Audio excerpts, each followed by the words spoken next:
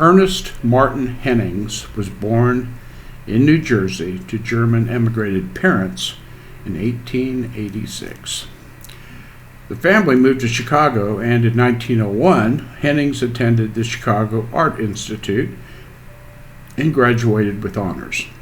He painted commercially and was an excellent muralist, including one in Topeka, Kansas, called The Ascension at Grace Episcopal Church.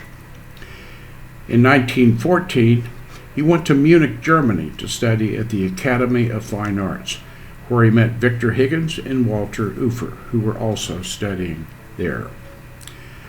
Hennings moved back to Chicago, and in 1917, Curtis H. Harrison, a generous artist benefactor, sponsored a trip to Taos, as he had with Ufer and Higgins, in exchange for paintings.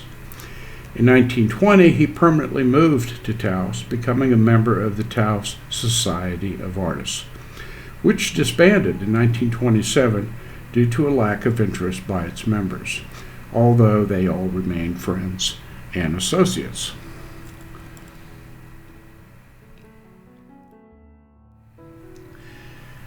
Hennings continued painting and certainly captured some incredible landscapes and portraits of the local American Indians and Hispanics living in the area.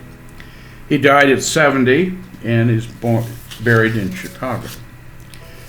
In looking at his paintings, I see he followed the formula, if ever there was one, of typical harsh sunlighting, delicate portrayal of his portraits, and a certain compositional perspective, similar to the other Taos Society artists.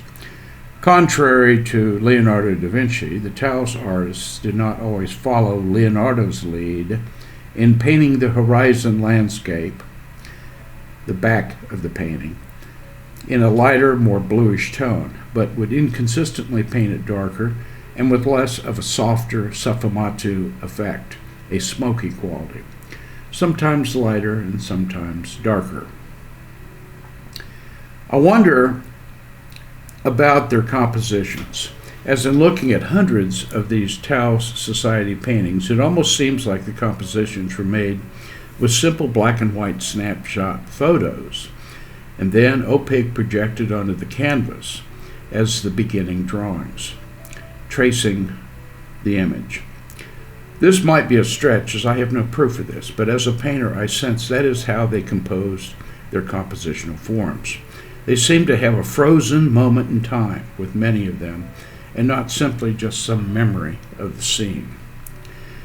I would be curious if any other painters detect this method in forming their compositions to begin with. Not that there's anything wrong with this technique, but moreover that I find it very interesting. Certainly the Renaissance painters used camera obscuras to develop their compositions. So if this is the case with these Taos Artist Society paintings, then so be it.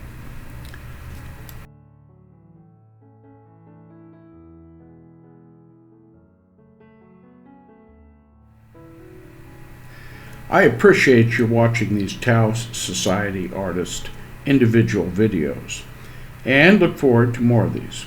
I would also appreciate your comments you have. If these inspire you as a painter to follow my heart down the Santa Fe Trail to the enchanting land of New Mexico. It is truly a magical place, rich and breathtaking scenery. Please hit the like and subscribe buttons, as this encourages me to make more of these naked artist exposure videos. I am Preston McCall, and I appreciate your support. Thank you.